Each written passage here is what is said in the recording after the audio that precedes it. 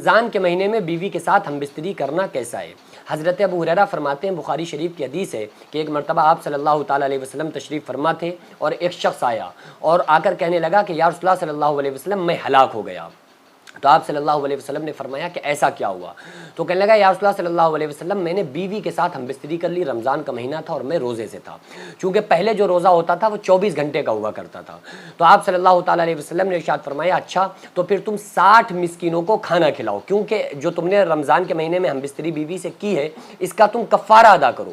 اور تم 60 مسکینوں کو کھانا کھلاؤ۔ تو کہنے لگے یا رسول اللہ صلی اللہ علیہ وسلم میرے پاس تو اتنا پیسہ نہیں ہے کہ میں 60 مسکینوں کو کھانا کھلاؤں۔ تو آپ صلی اللہ علیہ وسلم نے ارشاد فرمایا تو پھر 60 روزے مسلسل متواتر 60 روزے رکھو، یہ کفارہ ہے اس کا۔ تو وہ کہنے لگے کہ یا رسول اللہ صلی اللہ علیہ وسلم ہمارے اندر اتنی طاقت بھی نہیں ہے کہ ہم 60 روزے مسلسل ہم رکھ سکیں۔ تو آپ صلی اللہ تعالیٰ علیہ وسلم خاموش ہو کر بیٹھ گئے تھوڑی دیر۔ حضرت ابو ہریرہ فرماتے ہیں کہ آپ صلی اللہ تعالیٰ علیہ وسلم کے پاس کھجور کی ایک ٹوکری رکھی ہوئی تھی۔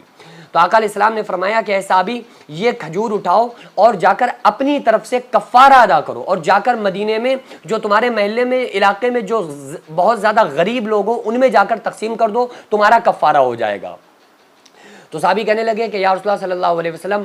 مدینے میں اور اطراف میرے گھر کے اطراف میں مجھ سے زیادہ غریب کوئی نہیں ہے۔ تو آپ صلی اللہ علیہ وسلم نے فرمایا جاؤ یہ کھجوریں تم کھا لو اور اپنے بچوں کو کھلا دو، تمہارا کفارہ ادا ہو جائے گا۔ لیکن آپ صلی اللہ علیہ وسلم نے وہاں یہ نہیں فرمایا کہ چلو چھوڑو کوئی بات نہیں، آپ صلی اللہ تعالیٰ علیہ وسلم نے دوسرے کی کھجوریں اس کو دیں صحابی کو کہ جا کر کفارہ ادا کرو۔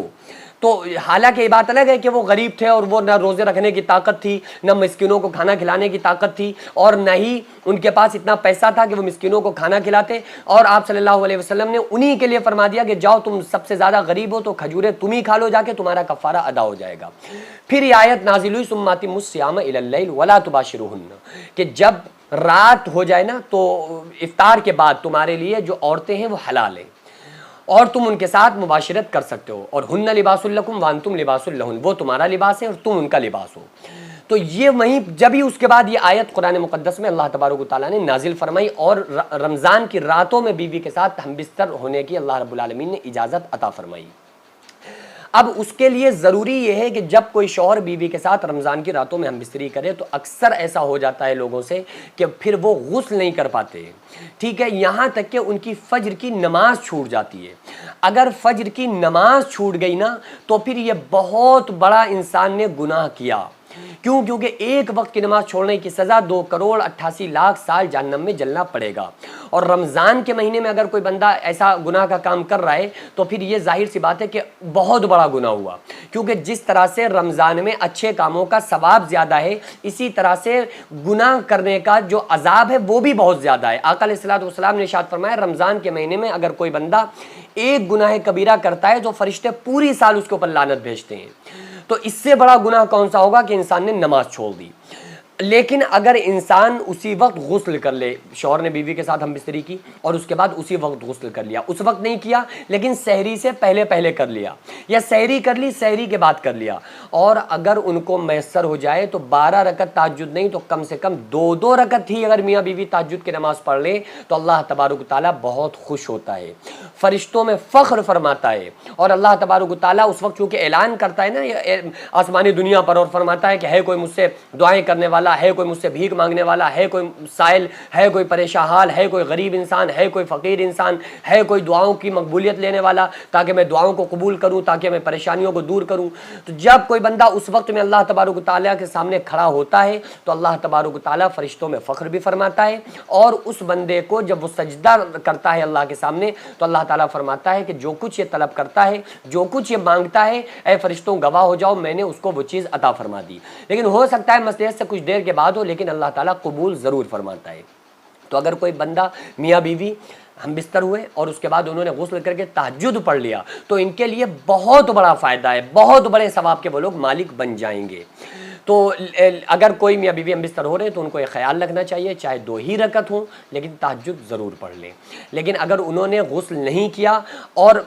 تو سحری کر سکتے ہیں، ایسا نہیں ہے کہ اگر آپ نے غسل نہیں کیا تو آپ سحری نہیں کر سکتے۔ اگر ایسی کنڈیشن ہو جائے نا کہ آدھا گھنٹہ باقی ہے ٹائم ختم ہونے میں، اب غسل بھی کرنا ہے اور سحری بھی کرنا ہے، تو پھر پہلے آپ سحری کر لو بعد میں غسل کر لو، اس میں ضروری نہیں ہے کہ آپ پہلے ناپاکی کی حالت میں سحری نہیں کر سکتے، نہیں، آپ ناپاکی کی حالت میں سحری کر سکتے ہیں۔ کیوں؟ کیونکہ آپ غسل تو بعد میں بھی کر لیں گے، نماز کا ٹائم تو بہت دیر تک رہے گا ابھی، تو آپ سحری کرنے کے بعد غسل تو کر لیں گے، لیکن اگر آپ غسل میں مشغول ہو جائیں گے تو آپ سحری نہیں کر پائیں گے۔ آپ صلی اللہ علیہ وسلم نے ارشاد فرمایا سحری کھا لیا کرو کیونکہ اس میں برکت ہے، تو اس لیے سحری کھا کے برکت بھی حاصل کر لو، اس کے بعد غسل کر کے نماز بھی پڑھ لو، ٹھیک ہے؟ تو دونوں چیزیں انسان کو مل جائیں گی۔ لیکن اگر کسی انسان نے روزہ تو رکھ لیا لیکن اتنی دیری کر دی کہ فجر کی نماز چھوٹ گئی تو پھر انسان بہت بڑا گناہگار ہوگا۔ اس لیے ہمیں ایسا نہیں کرنا چاہیے کہ ہم ایک طرف تو روزہ بھی رکھ رہے ہیں، دوسری طرف نماز بھی چھوڑ رہے ہیں، تو یہ تو بالکل ایسے ہی ہو گیا کہ انسان افطار کرنے بیٹھا اور وہ پکوڑے اور سموسے اور کھانا تو کھا لے لیکن پانی کا ایک گھونٹ بھی نہ پیے۔ تو فائدہ کیا ہے کہ انسان روزہ تو رکھ رہا ہے، ایک عبادت کو ادا کر رہا ہے اور ایک فرض کو ادا کر رہا ہے، لیکن دوسرے فرض کو جو اس سے بھی زیادہ اہم ہے اس کو چھوڑ رہا ہے، تو پھر انسان بہت گناہگار ہوگا۔ اس لیے نمازوں کی تو مکمل طرح سے،